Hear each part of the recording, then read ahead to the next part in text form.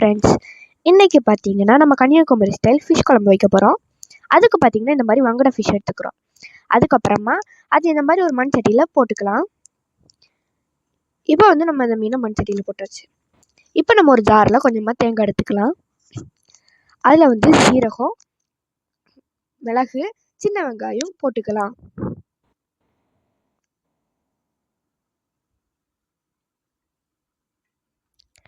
அதுக்கப்புறமா இதில் நம்ம கொஞ்சம் மசாலா ஆட் பண்ணிக்கலாம். அதில் என்னென்னு பார்த்தீங்கன்னா மல்லித்தூள், மஞ்சத்தூள், அப்புறமா மிளகாத்தூள்.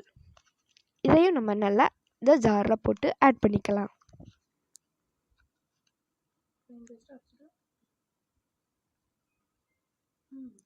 இப்போ இதை நம்ம நல்லா ஃபைன் பேஸ்ட்டாக அரைச்சிக்கலாம். இப்போ இது பார்த்திங்கன்னா நல்லா ஃபைன் பேஸ்ட்டாக அரைஞ்சிருச்சு. இந்த பதத்தில் நல்லா சாஃப்டாக இருக்கணும். அது பார்த்திங்கன்னா இப்போ இதை நம்மளோட அந்த மீன் போட்டிருந்தோம்ல அதில் போட்டுக்கலாம். இப்போ அதில் கொஞ்சம் தண்ணி ஊற்றி கரைச்சிக்கலாம். அதில் பார்த்திங்கன்னா இப்போ நான் தக்காளி, வெங்காயம், பச்சை மிளகாய் ஆட் பண்ணிக்கிறேன். இதில் இந்த பச்சை மிளகாய் சேர்க்குறோம்ல அது மீன் குழம்புல வெந்த பிறகு ரொம்ப டேஸ்டியாக இருக்கும். அதை எடுத்து நீங்கள் கண்டிப்பாக சாப்பிட்டு பாருங்கள். இப்போ அதில் நம்ம கொஞ்சமாக புளி கரைசல் ஆட் பண்ணிக்கலாம்.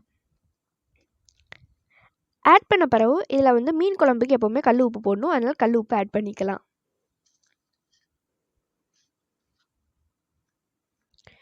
இப்போ இதை நம்ம நல்லா மிக்ஸ் பண்ணணும். இதில் அதுக்கு முன்னாடி கொஞ்சம் கருவேப்பிலையும் போட்டுக்கலாம். கருவேப்பிலை பார்த்திங்கன்னா இதில் எந்த தாளிப்பெல்லாம் பண்ண மாட்டோம், எண்ணெயும் ஊற்ற மாட்டோம். ஸோ இதில் நல்லா மீன் குழம்புல வெந்த பிறகு ரொம்ப டேஸ்ட்டாக இருக்கும். இப்போ இதில் இன்னும் கூட கொஞ்சம் தண்ணி ஊற்றி நல்லா இதை மிக்ஸ் பண்ணி விட்டுக்கலாம்.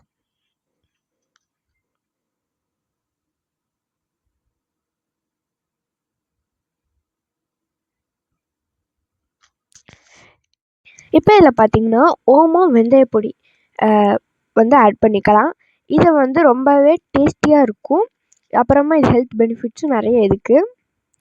இப்போ இதையும் சேர்த்து நல்லா மிக்ஸ் பண்ணி விட்டுறலாம். இப்போ இதை நம்ம கொதிக்க வைக்க ஆரம்பிக்கலாம். அடுப்பில் வச்சு நம்ம ஸ்டவ் ஆன் பண்ணிக்கலாம்.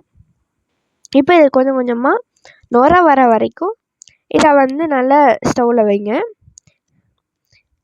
இப்போ பார்த்திங்கன்னா நல்லா நம்மளுக்கு நுர வர ஆரம்பிச்சிருச்சு. இப்போ நம்ம நல்லா கிண்டி விட்டுக்கலாம்.